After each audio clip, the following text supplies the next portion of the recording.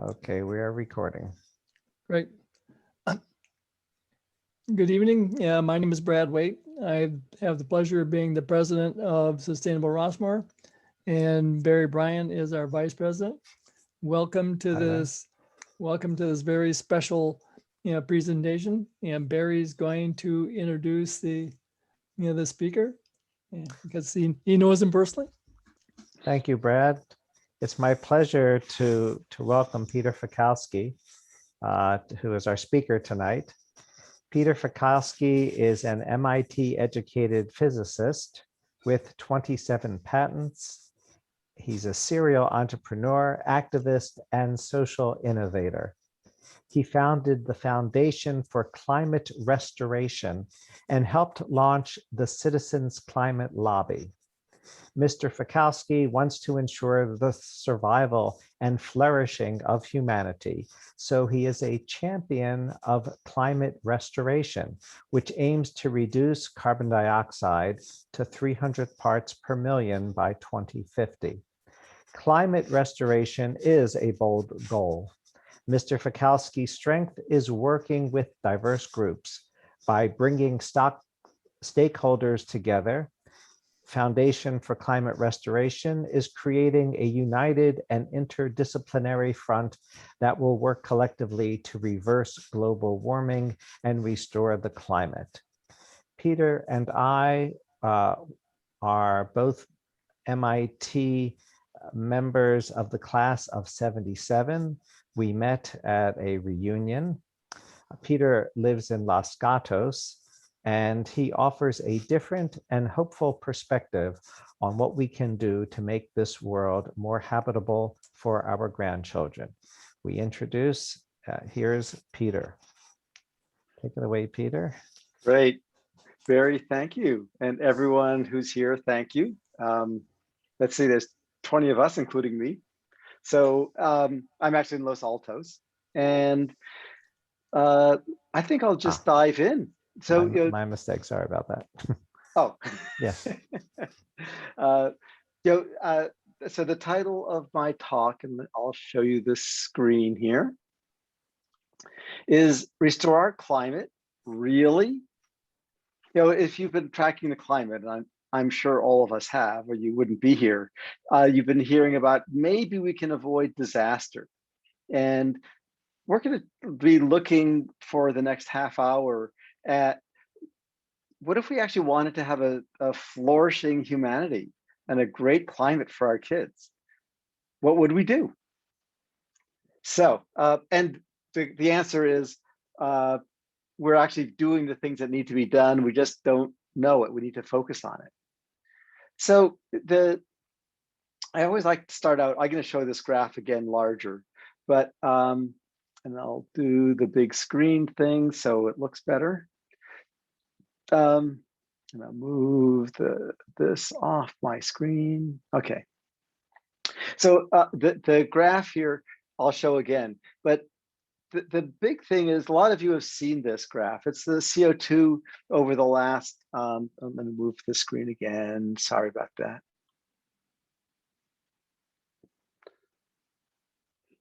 And one more time. There we go. So a lot of you have seen this graph, which is CO2 over the last million years.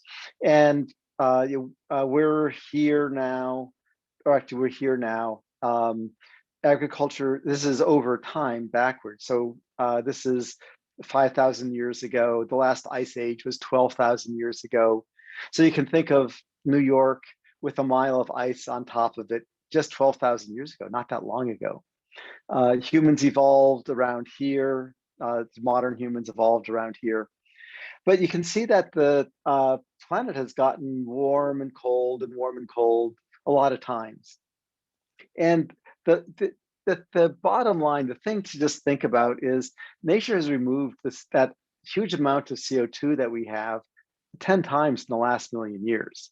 So what I'm going to say about how we can restore a healthy climate back to what it was when agriculture developed around here is not rocket science. This is something that nature has done a lot in even recent history. And I'll save save these notes for later. Quick definition of climate restoration, that climate restoration is the goal and associated actions to restore atmospheric CO2 to levels that humans have survived long term. So I'm not going to be reading much of the rest of this. But the way I got here is back in when we were undergraduates back in the mid 70s. I remember sitting on the sofa reading Science magazine, thinking, those by the end of the century, we're going to have to get a lot of carbon out of the atmosphere. And I'm glad I'm a physicist. I'm doing astrophysics. I don't have to do that hard work of getting 1 trillion tons of carbon dioxide out. But we had submarines, we had all aircraft and spacecraft, so we knew how to get carbon out of atmospheres. It was just a matter of doing it at scale. But I thought I'll let someone smarter than me do it, and I'll go do astrophysics. And I did that, and I did artificial intelligence and started my business in semiconductor manufacturing. And was really around it was around 2010. We'd had a lot of success. I was doing volunteer work for many decades in poverty reduction. Our group Results has a good chapter, for decades and decades has been active in Rossmore. That's how I know you guys. And we were working to reduce extreme poverty, getting funding to immunize children, to get microfinance going. We helped fund turning around the AIDS epidemic. It turned out that really transforming the world was a lot easier than you would think. Everyone wants to immunize kids, so if you approach it that way, getting the funding, even during the Reagan administration, was quite easy. Excuse me.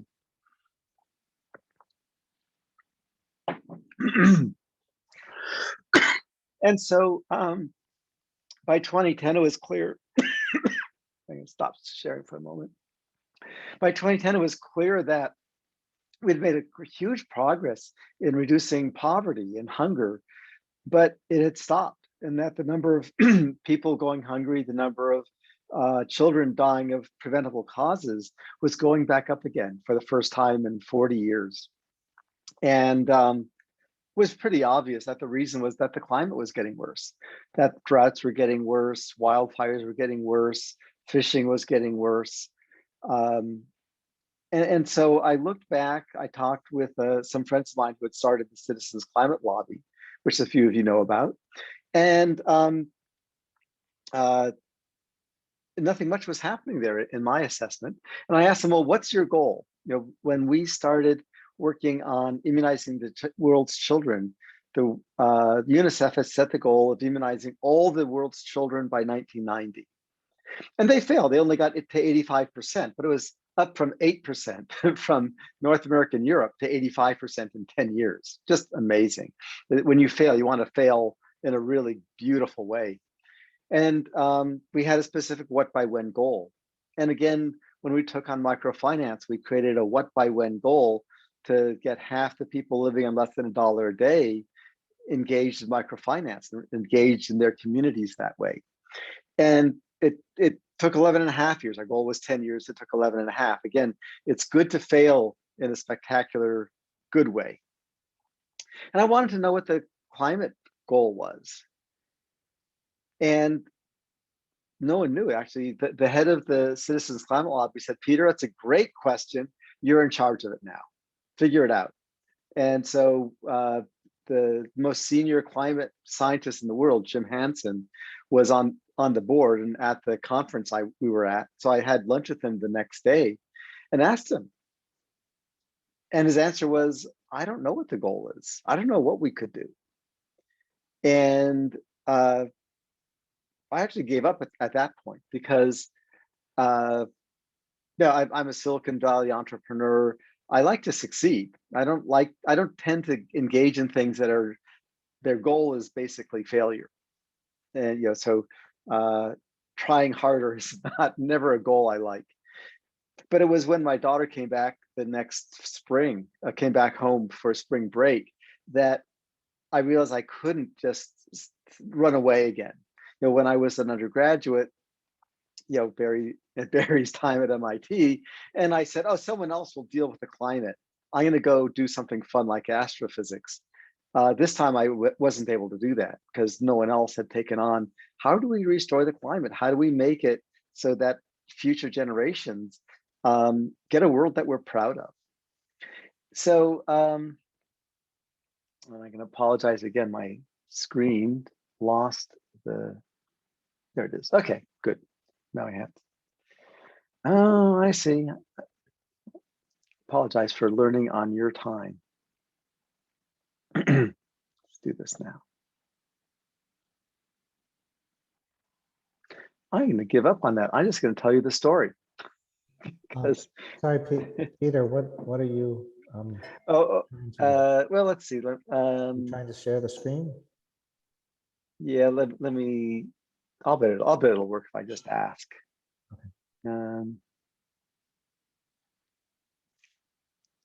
No, because I went to full screen, and if I do this, I see it. Oh, wait. I know. There we go. In England, they have an expression, too clever by half. And I right. was being too clever by half. We got it now. Okay. Okay. So, so the definition, so this is where the definition of climate restoration comes from. We identified that this is interesting. The climate, we think it's a scientific issue, or maybe it's an issue for nature. But really, nature is going to be fine. If any of you have seen an empty lot, you know that when humans go extinct, nature is going to be great. Science, the more we change, the more science there is to be done. Climate is an issue for humans, for us. And actually, it's not even for us because most of us were at the age that we won't be very alive by the time it gets really bad. It's for an issue for humanity. And so then, if you're an entrepreneur or a business person, you would ask, well, if the customer is humanity, what does humanity want? It's always a hard question, but in this case, it's easy.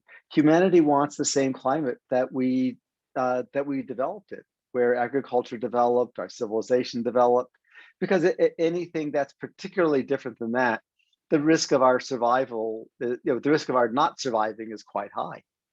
And so the graph here, you can see that CO2 never got above 300 parts per million, since humans evolved for a million years. And so our goal is getting CO2 below 300 parts per million, and doing that while we can by the year 2050. A lot of us are scientists or related to scientists. The interesting thing is climate is not a scientific experiment. It's not a scientific issue. It's actually an engineering issue, sort of like a business issue. It's not, can it be done? It's how are we going to do it? When you build a house, you don't ask, can I build a house? You say, let's do it. Now, the issue with climate restoration at this point is actually getting people to visualize that we are going to restore the climate. And when I started being a scientist, I said, well, let me just talk to my scientist friends. We'll fix it, right? If you're a lawyer, you think law is going to fix it. I think if you're a doctor, I'm sure you think medicine's going to fix it. I'm a physicist, so I figured, I went to all the physicists. I said, let's fix this thing. And they looked at me like I had two heads. They said, well, if, we could restore the climate, but if society wanted to do that, they would tell us. We're not policymakers, we're scientists. We are essentially reporters on reality. We're telling you what's happening, and it's up to the policymakers to make a decision. Stephen Chu, who is the former Secretary of Energy, gave a talk that I was at about 5 years ago. And I asked him a question I was always asking people. I said, Professor Chu, he's a professor at Stanford, if we, since we really want to give our children a safe and healthy climate, wouldn't it make sense to make that our explicit goal, rather than emissions or trying something? And he thought for almost a second. And he said, no, because we can't afford to.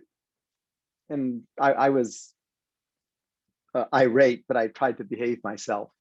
And it was actually about 2 weeks later, I was in New York and giving a talk, and Jeffrey Sachs was there giving a talk. And I asked him backstage, I said, Professor Sachs is one of the really great development economists of our generation. And I asked him the same question, Professor Sachs, we want to give our children a safe and healthy climate. Wouldn't it make sense to make that our explicit goal? But just like President Kennedy said, we're going to land a man on the moon and bring him back safely. And Professor Sachs said, no, because it's impossible. And it took about 10 seconds of anger. And then the light went on that the physicist, my colleague, Professor Chu, was blaming the economists because there wasn't enough money. And when I imagine being Secretary Chu with President Obama, in the cabinet, I can see why he was indoctrinated. There's no money, there's no money, there's no money. But he was blaming the lack of a meaningful goal on economics, and the economist was blaming it on the physicists, saying, "Oh, it's impossible." And so each of them was off the hook. In just the same way I took myself off the hook in 1975, and I could have focused on climate restoration, and I didn't, and I have since. So we've been working on this for quite a few years. Pope Francis discussed it last summer. He said, in agreement with climate, the article said, in agreement with climate scientists, the Holy Father warns climate restoration is of utmost importance since we're in the midst of a climate emergency. And so this is really a big step, because if you're familiar with the various churches, but led by the Catholic Church, and I'm Jewish, so it's not like I'm patronizing the Catholic Church, but the goal has been taking care of our common home, ignoring us. So this is the only reason you restore the climate, is to make it good for us, as well as the nature that we need. So this is a breakthrough. The Guardian discussed it, and this was signed by Jim Hansen, Michael Mann, and others who you may know. The Washington Post wrote about it in the last year, the New York Times. So we are totally getting there. So as I said, nature has done it before, and it's really just our job to do it again. And nature has two CDRs, carbon dioxide removal methods. And so if some of you have been engaged in climate and you've heard, oh, there's no silver bullet, that's a myth. Now, myths are only true when you make them true. If you call it a myth, then you can think outside the box. In fact, nature has just two methods to get that massive CO2 out. In the long term, it uses limestone. This is the White Cliffs of Dover. 99.9% of the Earth's carbon is held in limestone, which before it was, then the limestone consists of shells of sea animals, which just fell down to the seafloor over millions and millions and millions and millions of years. And that's how nature got rid of huge amounts of carbon. The other thing that nature does on a much shorter time scale is phytoplankton, this algae. It's ocean photosynthesis. And so I'm going to go back to this graph. The CO2 was at about recent levels here 100,000 years ago, and then the CO2 went down. Where did the CO2 go? And then it came back out again. Well, not trees. There aren't enough trees there's not enough land by a factor of 5 or 10 to grow enough trees to remove all the CO2. And trees don't last this long, and they don't all suddenly burn. And it's not rocks. Indeed, rocks over the long term have absorbed it, but rocks won't release their CO2 suddenly like this. This is in the ocean. And the CO2, there's phytoplankton that grows in the ocean, which is algae. It falls down to the deep ocean. when you get the ice age, you get a lot of ice on the land. And when we get ice on the land, the sea level in the ocean drops because the water is now on land. The currents change, you get oxygen in the deep water, and that biocarbon rots the same way trees rot, right? When a tree dies or a bush dies, then in a few years it rots and the CO2 goes back to the air. In this case, that happens in the ocean. So the point is, the method that we're going to end up doing almost certainly is duplicating what nature does. And we showed the fish, because the nice thing about this is when you grow food for the fish, you get a lot of fish. And this was a test done in 2012 where they produced, well, actually the biggest salmon harvest in recorded history, after they did a little bit of iron fertilization in an eddy off of Alaska. And I'll say a little bit more about that, very little bit more, because I don't want to get technical here. People often like wedges, and so I did little wedges. The key thing, the good news about this is there's really not that much to getting back to 300 parts per million by the year 2050. You would never know that if you listened to the news. You would never know that if you listened to the scientific journals. And well, because they're trying to learn more. This is what you would expect from an engineering manager who is saying, how do we do it? So about a quarter of the work we need to do is methane oxidation. And again, I'm not going to go into detail, but it's duplicating the way nature oxidizes methane in the atmosphere. And if you don't know what that is, we're not going to talk about it right now. Ocean iron fertilization, which is the main thing, which I showed you. A variation on that, which is also in the ocean, kelp and sargassum, again, where the sun provides the energy to convert CO2 into biocarbon and it sinks. Synthetic limestone is a very viable method. And then there's also a lot of the stuff that you all hear about is this little wedge here, 6%, which is energy transition. The reason, surprisingly, it's only a small wedge for restoration is we've done the heavy work. That electric cars are coming out and solar panels are cheap. So solar electricity in general is about 2/3 the cost of natural gas or coal in almost the whole world, and it's getting better. So we are going to do the energy transition. But we can do it faster, and that's always a good thing. The thing to remember is, again, going back to my favorite graph, that we're up here, and the CO2, actually the CO2 is here. This graph is 3 or 4 years old. We're up here, so we need to move all this CO2. This is the stuff we need to get rid of. The stuff we're putting in now is really quite minor by comparison to what we've put in the last 60 or 80 years. And again, that's why the wedge of the graph, which is I call net zero by 2040, the energy transition that everyone worries about is actually the small part of the job. So the thing that people want to know is, what can I do? And I'm going to tell you something that you probably weren't expecting. It starts with people. And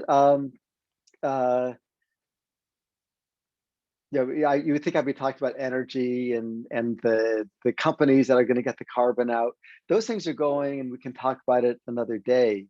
The thing that we, especially at our age, I think most people at Rossmore, same age as Barry and me, is people. So here's the world population over the last 12,000 years, and you can see we had a very stable population, and now it's 10 times what it was in 1750, 10 times. And so it's not too surprising that things have gotten a little bit worse. People talk about CO2 emissions, and this is not the least bit shocking, but the more people you have, the more CO2 emissions you get. So this is population the orange and blue is the CO2 emissions. And this is not shocking to any of you, I don't think, but it is amazing to see the graph and say, oh my God, if the fact that we have 10 times more people than we used to is why we're polluting the planet 10 times faster.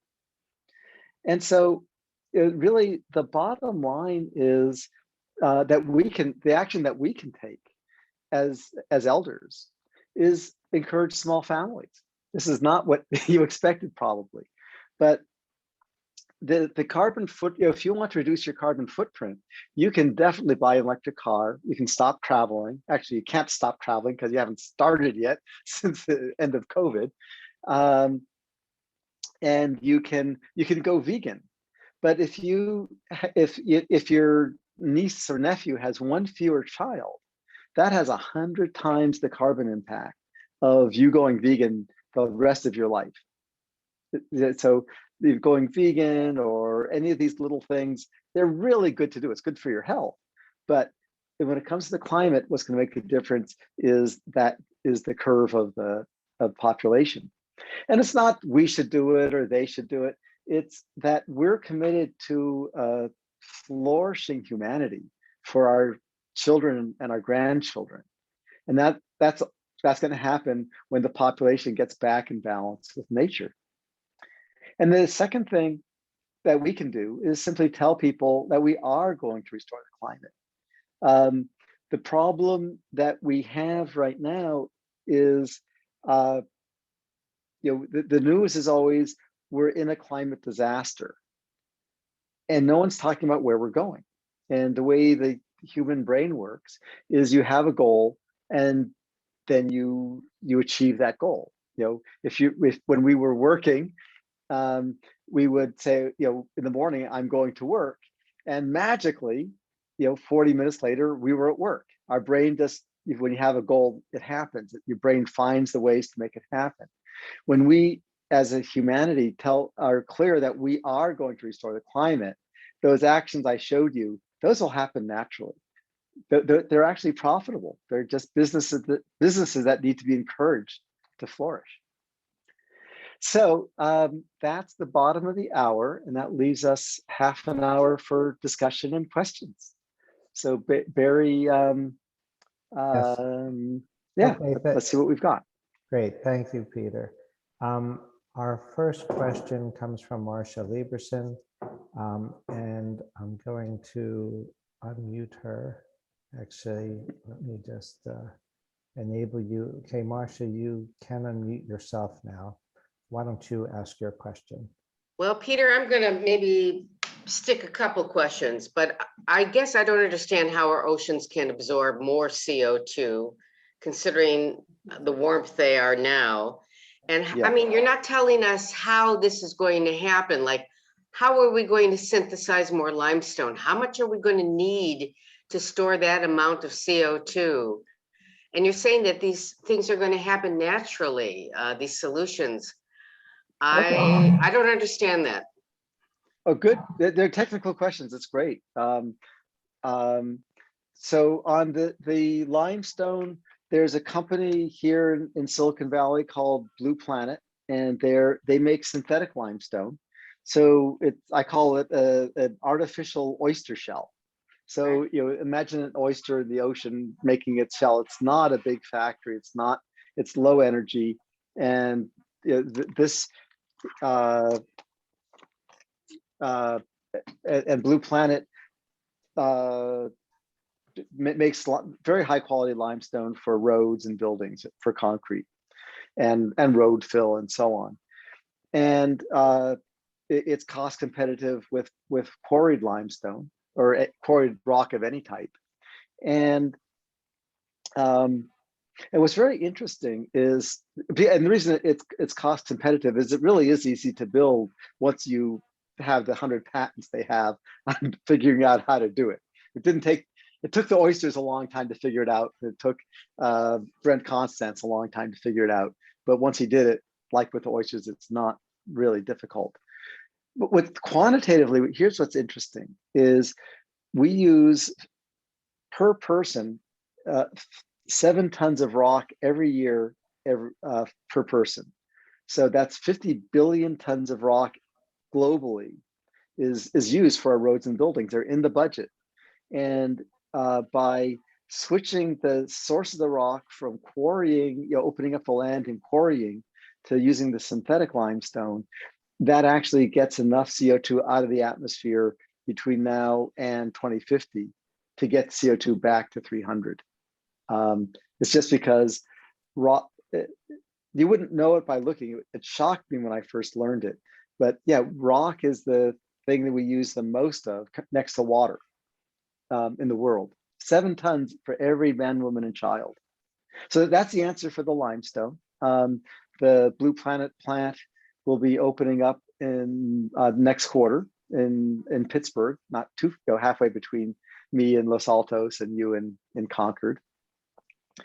And then as far as the fish goes, and as I said, it's profitable. So really the only thing that needs to be done there is to encourage governments to require using that carbon sequestering rock whenever it's available. And since the first commercial plant is only coming online this, in a few months, it'll be another year or two before it's widely available.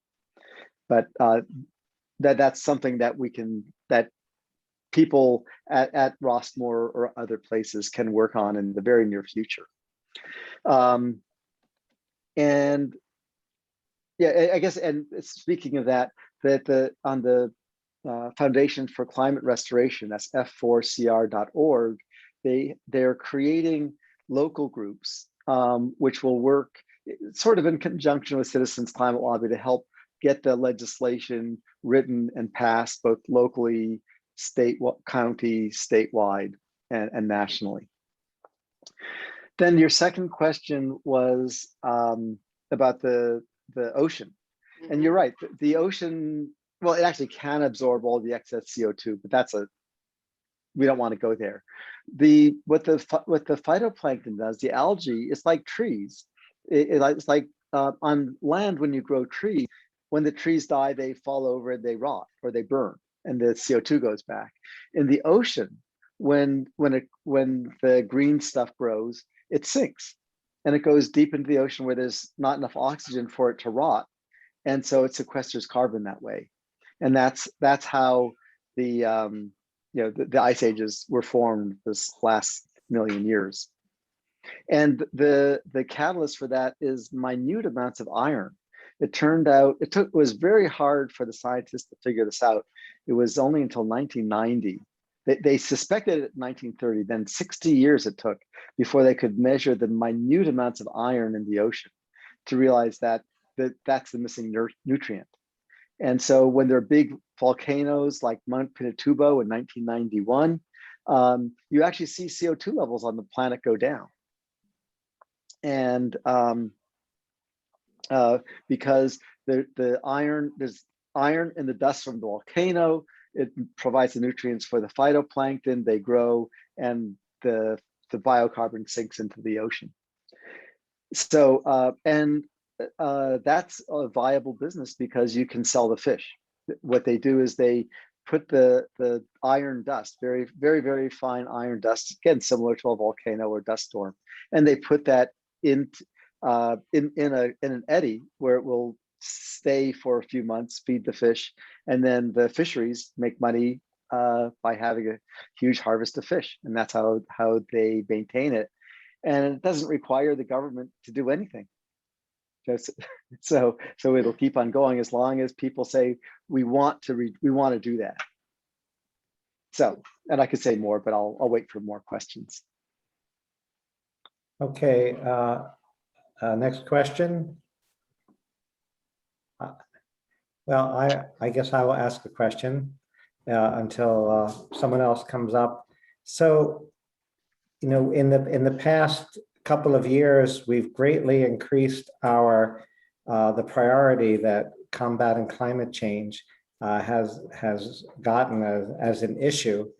What you're providing seems so straightforward and doable as to it not really being a problem, but we haven't heard about these solutions. Why is it such a why is it such a secret? Why haven't we gotten more play about these solutions Yeah. to date? Am I asking the question in the right way? Yeah. So the quick answer is, to get a good solution, you need a good problem. And the problem was framed first, how do we reduce emissions? Right, back when we were students, how do you get to zero emissions?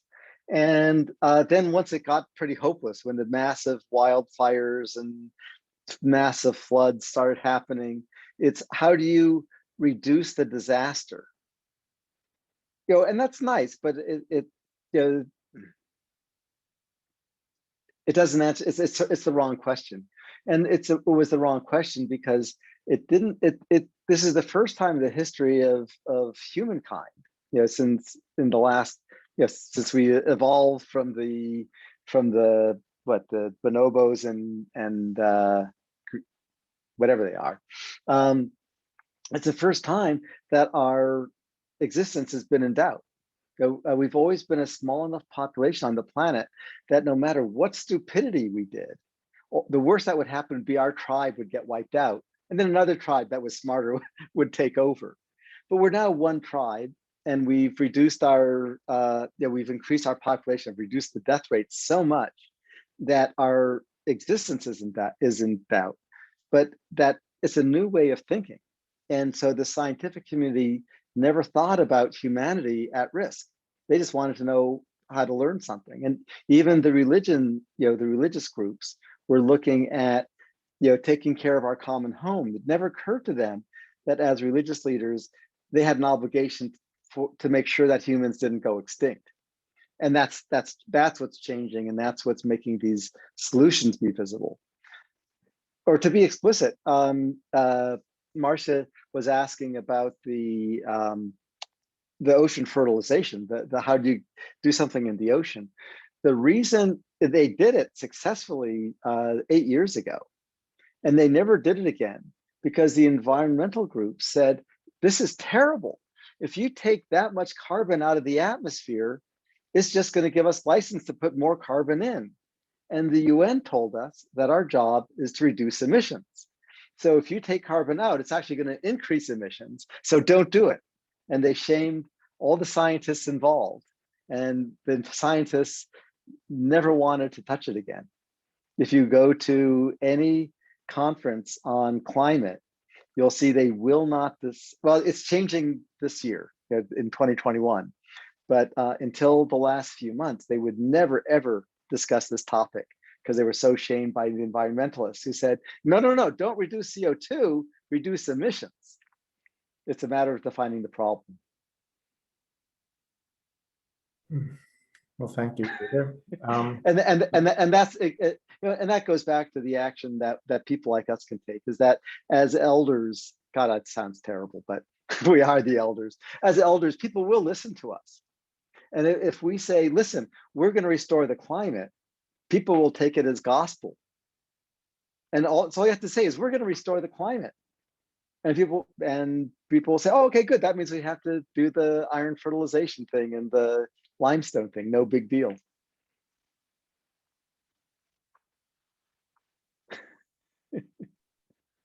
Other questions?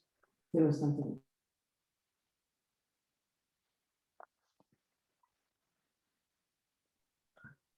Well, Hey, Barry, I have one. yes, Brad, go ahead. It's Peter, it's a follow-up question to Marcia's about iron fertilization.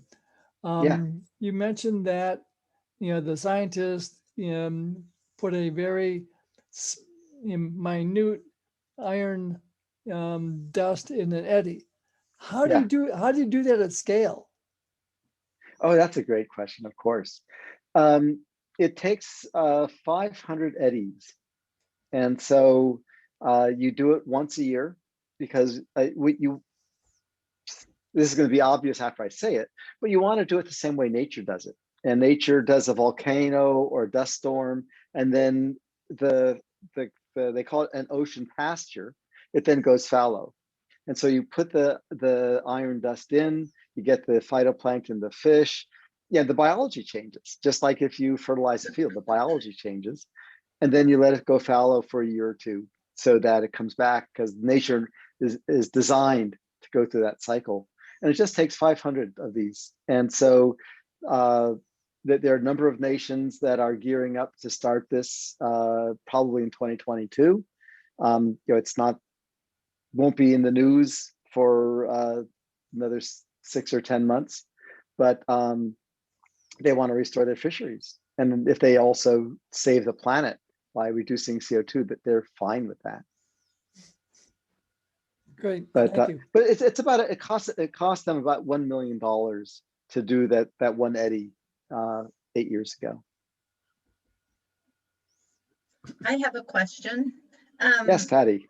Yeah, so if you were to suggest a social action, social action that we can take, what would that be? What kinds of things can we do? So what we've been doing is planting trees and asking people to recycle and that kind of thing. What's your best suggestion on that for this? Well, talk about that small families are good for the climate. It's a very subversive approach. And it's subversive because no one says it, but it's subversive because you only would do small families if you're concerned about future generations. And this very surreptitiously gets people focusing on future generations.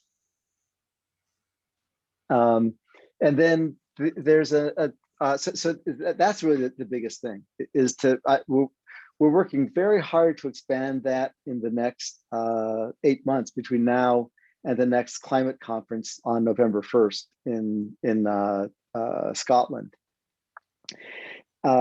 Because we want the climate leaders, the UN climate leaders, to be actually thinking about future generations. Again, this is a subversive way to get them thinking about future generations. And then with the Foundation for Climate Restoration, you can go to the website and tell them that you want to start a local group. I don't know if there is one, probably there isn't one started yet, as far as I know, at Rossmore, but that would be very doable. And the two biggest actions, one is to call on the local authorities to put rules in for the carbon negative rock, concrete. And second, to figure out something to do about small families are good for the climate. I actually don't have an answer for you on that. I thank you for asking. We're just developing that campaign right now, as you can probably tell looking at my face. And anyone who's interested, I'd love to get support for that. Okay. Yeah, and yeah. Thank you, Patty. Kathy, thank you, Patty, for your question, and Peter for your answer. Kathy Ryder, do you have a question? Right. Yes. Yeah, I've been hearing on the news about California and the redwood trees. How wonderful this would be for everything, for all of this. There's many things that could happen from that. Of course, that's not global, that's California. Do you know what that's all about? I'm not sure. What? The redwood trees that we have, all these big groups of redwood trees would be able to help us with global some of the global things. But I don't understand it. I've heard it on the news tonight, actually. Okay. Yeah, there's a story, so obviously when trees grow, they absorb carbon because the wood is made out of carbon. And what redwood trees do grow a lot. That's how they get so big. And so they absorb a lot of carbon. I'm saying the obvious. Right. And so obviously the more redwood trees grow, the more carbon they pull out of the atmosphere. And that's very nice. Anyone who's seen a redwood tree has fallen in love with it. When it comes to the scale needed, it's off by a factor of 100 or so. So, there is this, Trillion Trees initiative. It's emotionally great, and I would never argue against it. And as a scientist, I have to say, well, it's great, but don't confuse that with actually restoring the climate. Yeah, I just wondered because it's really California, not too many other places have. That's right. Right. Okay. Yeah. So Hey, I have a question. Thank you, Kathy. Yeah, Adrian, go ahead. Two things. One is how is the effect of the water solution measured?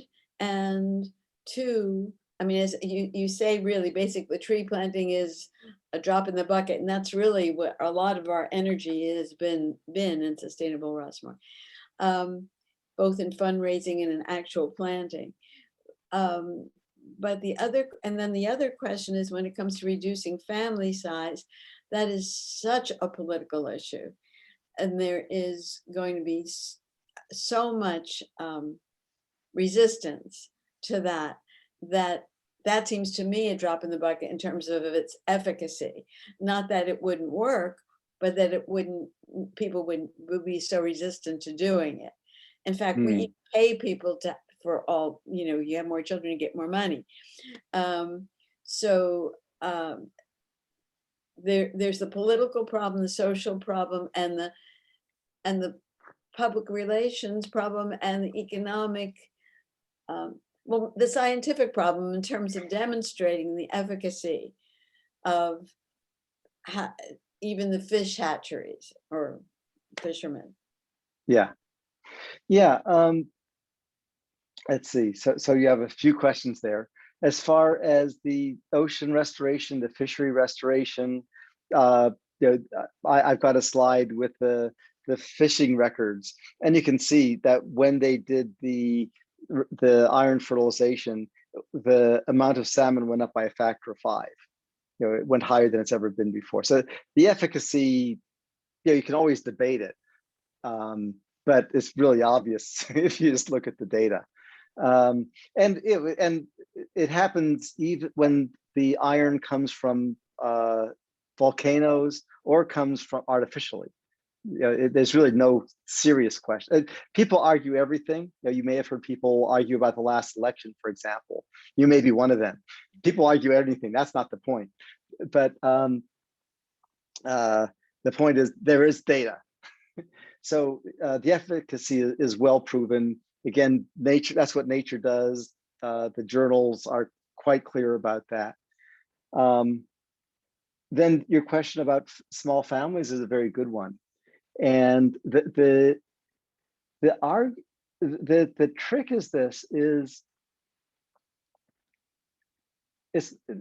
people get upset if we as white middle class people say, oh, it's those people in India, Africa, they're the bad ones.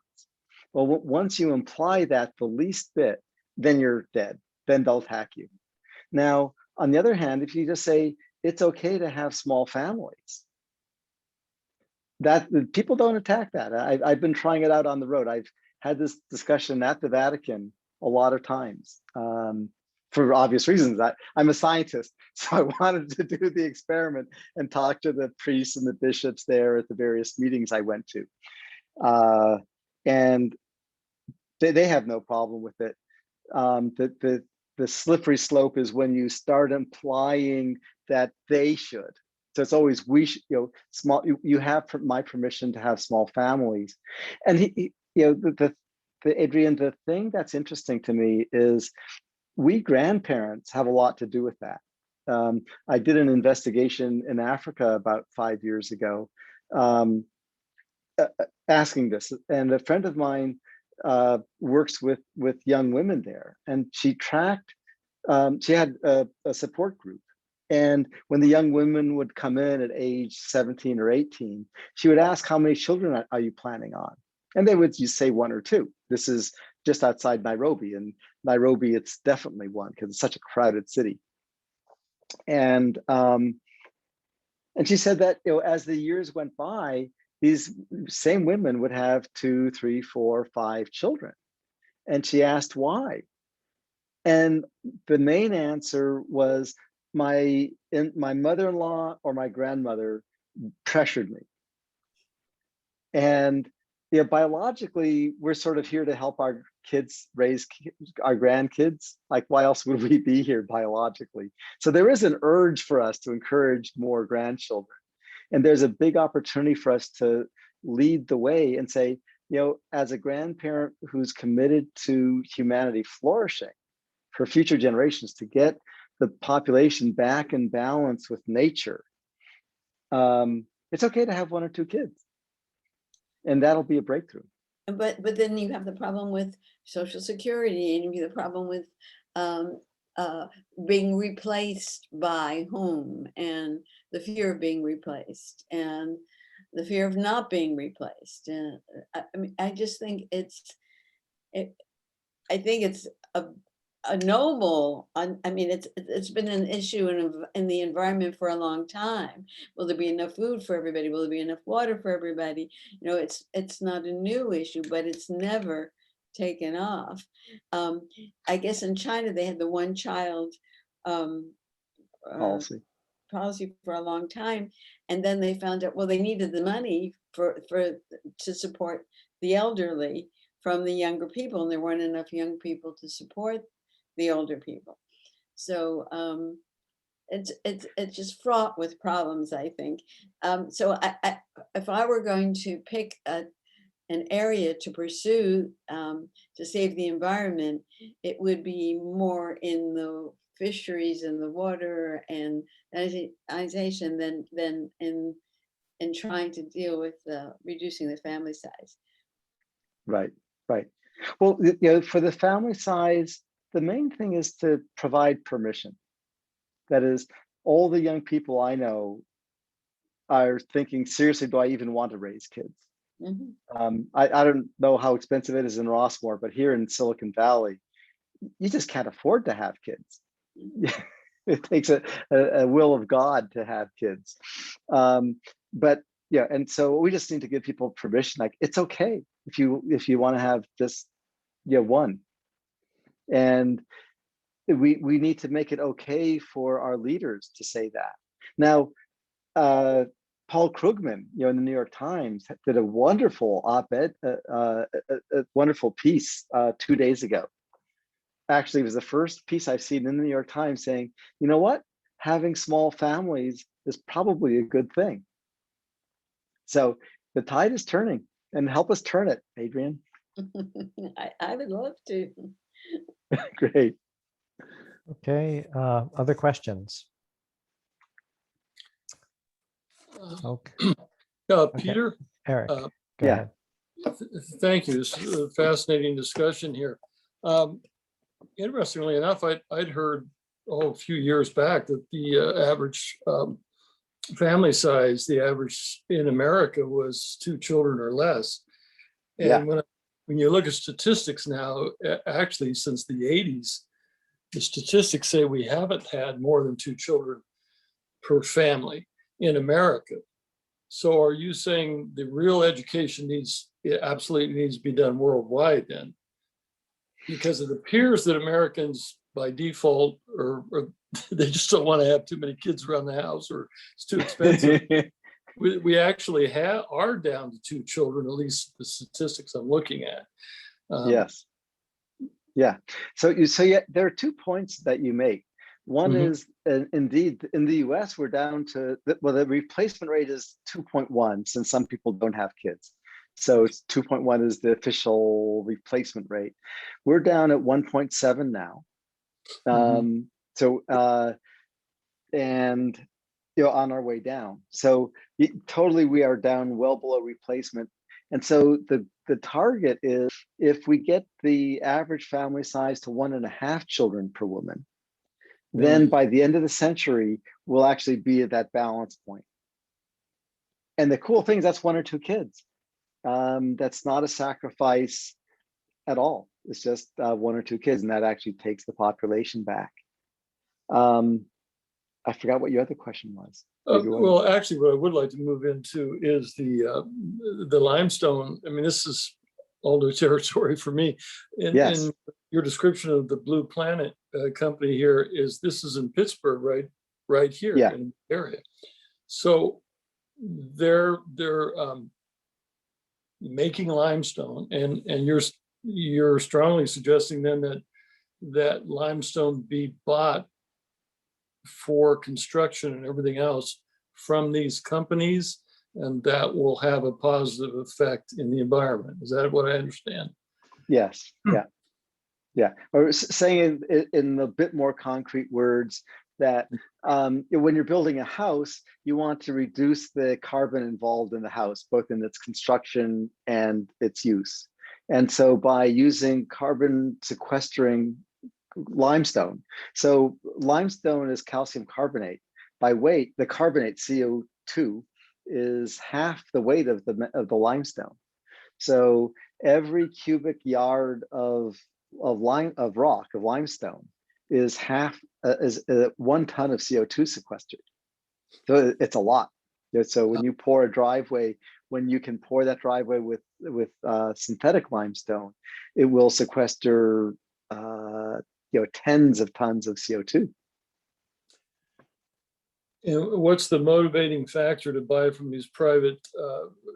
Will it be cheaper for the road construction companies and the concrete companies to buy it from these private enterprises? It's a great question. The good news is most concrete is used by government. So the roads are government. The big buildings are government. The airports are mostly government, and so it's very easy. It's almost trivial for the government to say, if you're going to build a government building, you have to use carbon sequestering rock if it's available. Okay. So, and it's early in the technology. So at this point, it's definitely profitable in the Bay Area, because in the Bay Area there are no quarries. And so most of our rock comes from British Columbia. So it's easy, it's easy for it to be profitable here. Blue Planet has a huge waiting list of customers, because you've got Google and all these companies, Apple, who want to show off how green they are. So, and then for the homeowner, it'll be iffy. Probably the price will go down just because technology always does that, and it'll probably be cheaper. Peter, do you know the composition of this blue rock, the chemical composition?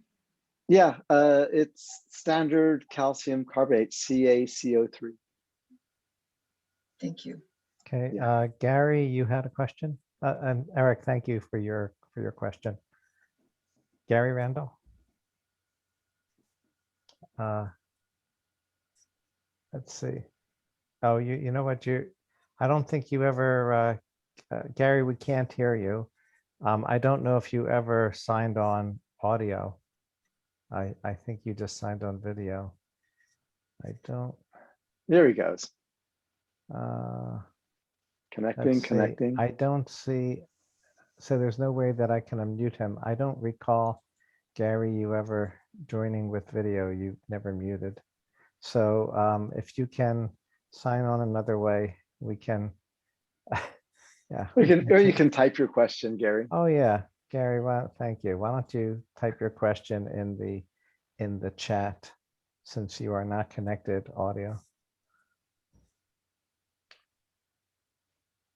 And you can chat to everyone. Go ahead, Peter. And while you're doing that, just want to make sure that if someone's interested in starting a local group at Rossmore, as I said, the Foundation for Climate Restoration's F4CR.org.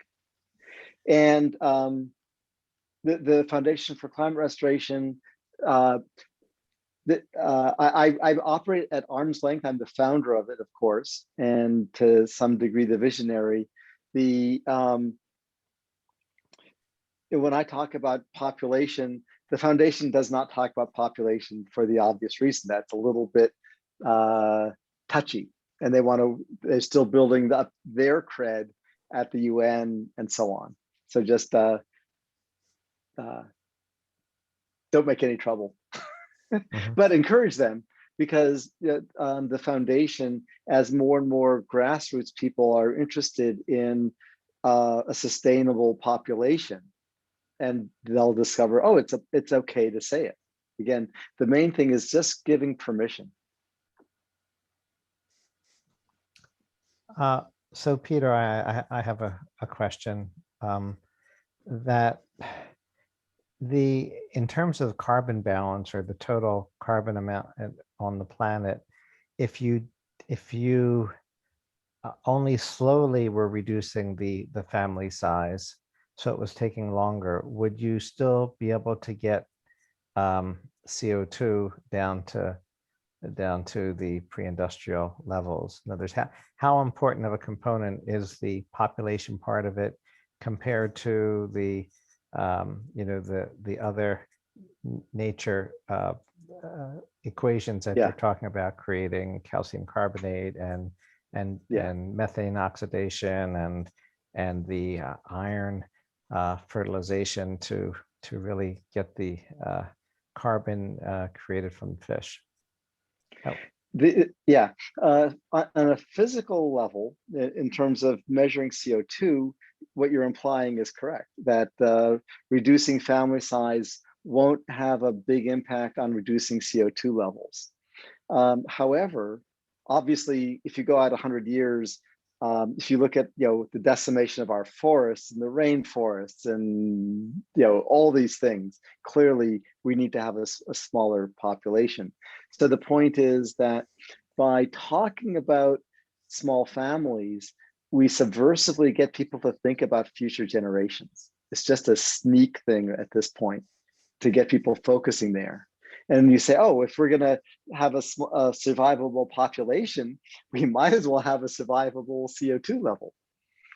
But we grew up together, and I was so resigned about the population. Like, why should I worry about the climate? Because the petri dish that we live in is overrun by humans, and soon they'll all be dead. That was never said, but it was in the unsaid. Okay. So, Gary, we're still not hearing you. And we also don't have in the chat there. So, Barbara, you had your hand raised. Did you want to? Did you? So I just wanted to say that Randy, it looked like Gary was on, but I guess he's not, right? Well, he's not coming through audio wise. I don't think he ever connected the audio when he signed on. You could try signing off and signing on again, and can, oh wait. Oh, so maybe, okay. So I see you did sign on, but for some reason, maybe your volume's not on, or you don't have a speaker, a microphone. I don't know what the reason is, but we're not hearing you. Sorry, Gary.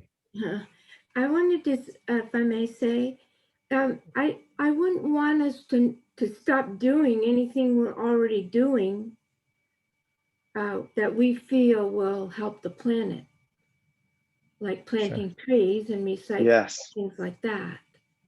So so what is your comment on that then? Absolutely, yes.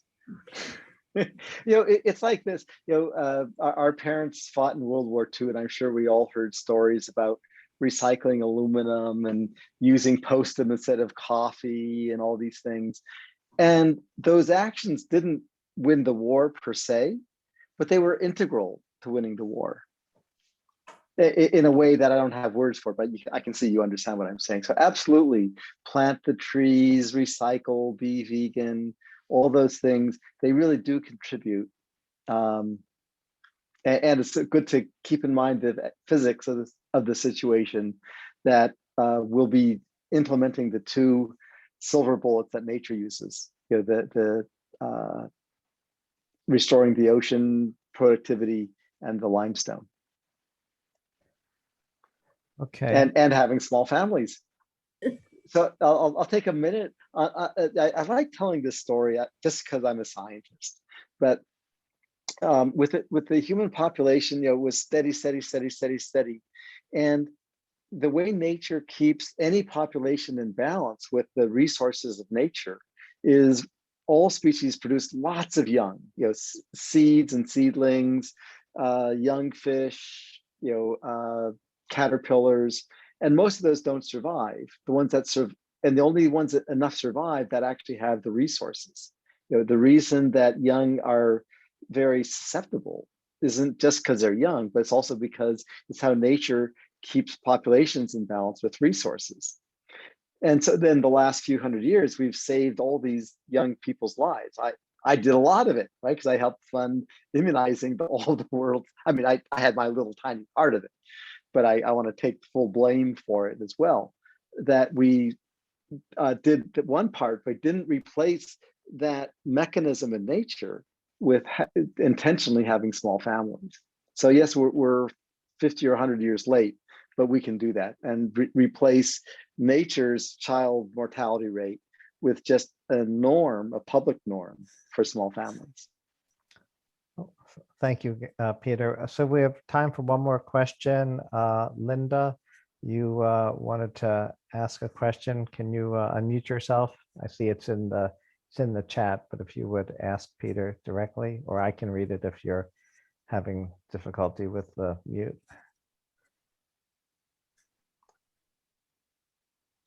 Okay, Linda's question. Oh, and Gary asked a question, so we'll make it for two more questions. But Linda's question is, what about the role of animal agriculture? Don't we need to reduce that? So livestock, yes and no. Actually, there are several answers. It'll be okay. Obviously, it's good to eat less meat. And it turns out that the same way electric cars are taking off and solar is taking off, it turns out that the fake meat thing, which seems like just a craze, the economics of it is that most meat will be artificial meat in another 10 years. This is what the economists who study it say, that the cost of making fake meat from plant products is going to be so much lower than actually grazing cattle, that for our children mostly it'll be non I don't know what the word is. It'll be synthetic meat. Mind blowing, but the people who studied it have really convinced me. And then I see. Yeah, Gary. And of course, yeah. And then of course, as the population goes down, that goes down. That's sort of a no-brainer.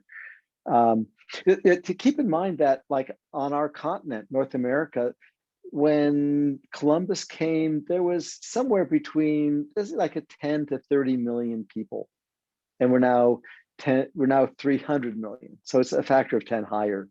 And it's not like the Indians didn't know how to have children, right? Their population was held in balance with what the environment could handle, because it takes more than just food and water. A lot of people forget that you need a lot of resources from nature. So, okay, last so question. Gary says, yeah. Gary says, world population is likely to continue to increase at an exponential rate. That may not be true. The worst case that the UN proposes is that it'll increase. We're at almost 8 million now. It'll get, they think, maybe 9, maybe 10. Realistically, billion, you're saying. Billion, thank right? you, yes. Mm-hmm. 8 or 9 billion. Realistically, people are having small families at a very rapid rate. People are globally moving into the city. In cities, people have small families because you just can't have big families in the city. And by shifting the norm, as I said, once we convince mother-in-laws and grandmothers and grandfathers to encourage small families, the young people will say, oh yeah, if I only have one kid, I can keep going to movies. I can go on vacation. You know, if I have 2 or 3 kids in this world, we can't. And it's our grandparents, my grandparents had 13 brothers and sisters, but there were so few people in the world then that there were enough resources for them to actually live a life. It wasn't such a good life in Poland, but they did live a life.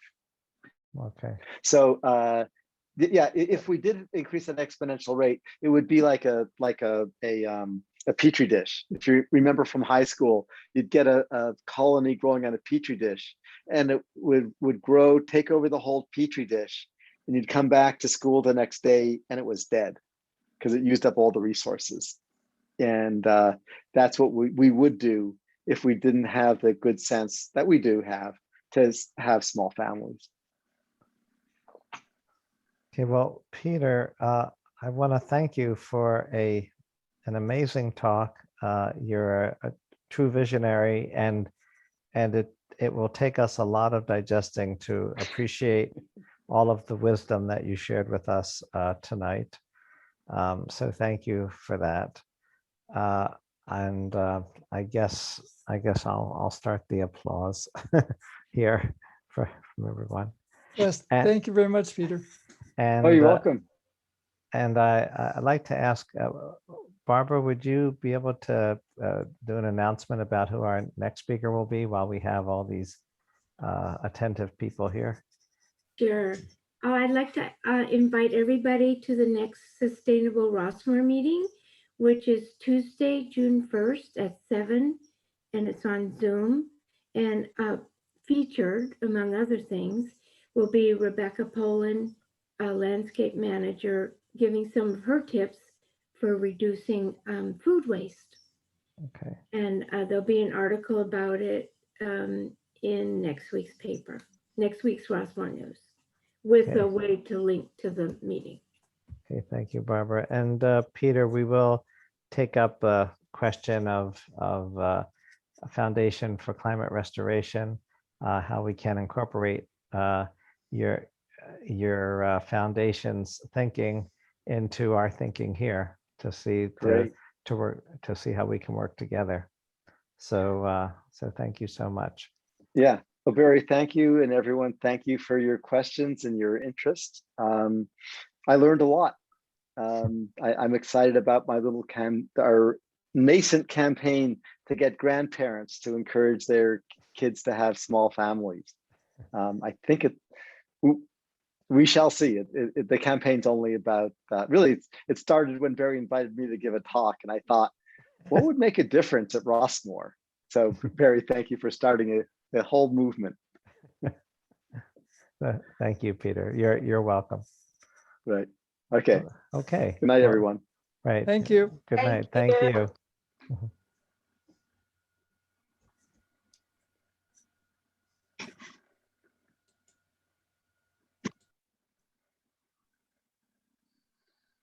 Whoops.